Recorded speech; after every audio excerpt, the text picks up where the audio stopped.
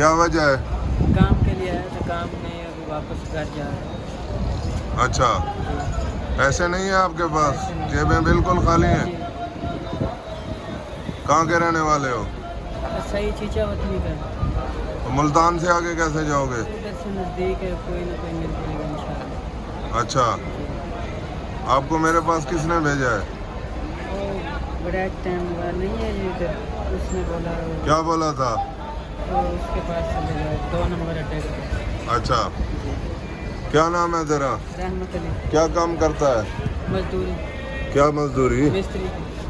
مستری کا کام کرتا ہے. جی, اچھا, ابھی تیرے پاس کرایہ بالکل نہیں ہے؟ نہیں. کھانے کے پیسے ہیں؟ روٹی کھائی ہے؟ ہیں؟ صحیح بتا. اچھا, چلو. مہربانی کر, کام مجھے کہو تو میں صفائی کر لوں گی. کادی صفائی؟ جھاڑو شاڑو مار دوں. پھر 2-3 دن رہے گا ساڈے کول. ہن تو کی چاہنا, تینوں گھر بھیجیے؟ جی, اے اللہ تو واسطے دا تیرا فری پاس, تیرے کول کوئی پیسے تو نہیں لے؟ نہیں. جیباں تیریاں خالی نے. پھر اللہ واسطے تینوں بھیج رہے ہیں.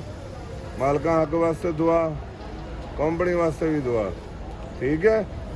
دوبارہ ایویں نہیں ادھر کراچی منہ کرنا. احباب ایکسپریس زندہ باد.